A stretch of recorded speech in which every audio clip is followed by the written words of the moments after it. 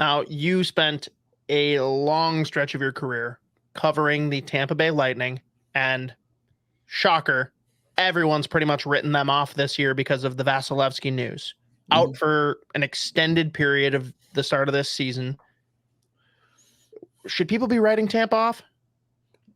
People already are. I think you look at the predictions some places, and Vasilevsky is their MVP, he's their backbone, he's their most valuable and important player. So I get why there's some concern there, because oftentimes in NHL, if you fall off to a rough start, it's really hard to make up points in like a 3-point game league, right? Everybody gets a point, it seems like, for the overtime and stuff. So that is completely fair. Having been around those guys as long as I was, and how they're made up of, the competitiveness, like the overall star power that they have that can really kind of help carry them. I did not have them out of the playoffs in my prediction this year. The conference will be better, like the division will clearly be better, like Ottawa, Buffalo, Detroit will be better. So I get that, and points will be harder to come by.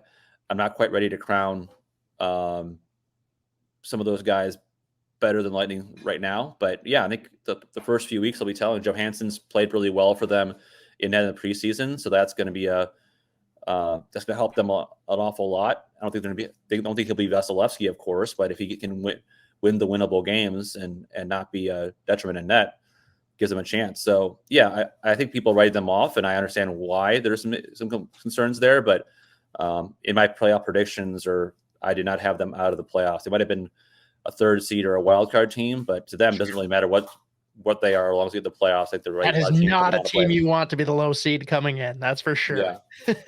Now, do you think that Steven Stamkos's contract situation will hurt their chances this year, help them by motivating them, or do you think it's just indifferent because he's such a consummate pro?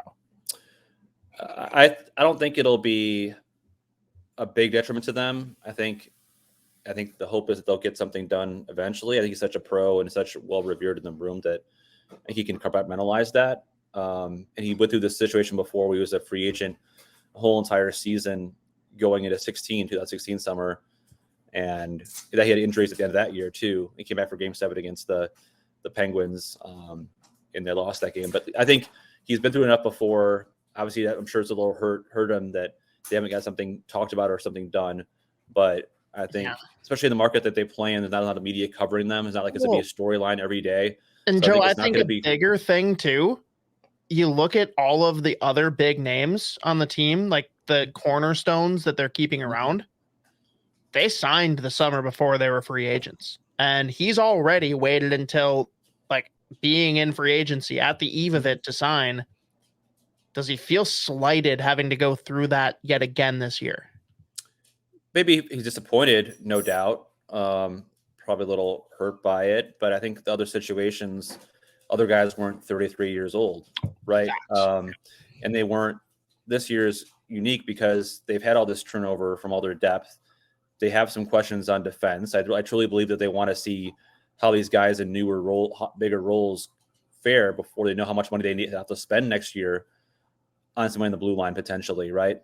Will Perbix and Darren Radish be top 4 caliber defensemen, right? Will other guys be able to, play the roles offensively that they're leaning on because of all the guys that have left? So yeah, I think as part of it is, the issues that they have, other parts of the ice that they want to see how it works out. Part of it just the way Julian Breezeball and the Lightning have to be. They sometimes are a little cutthroat. They traded Ryan McDonough 2 days after the playoff run against the Avs. And, that was not a very popular move inside the room. But they had to be a little cutthroat and make business decisions for what the best long-term deal for the franchise. And I certainly would hope for Lightning fans that they get to see Stamkos finish his career there, and that's what he wants to do. And we'll see what happens. Treat him better than you treated Marty. That's all we can ask.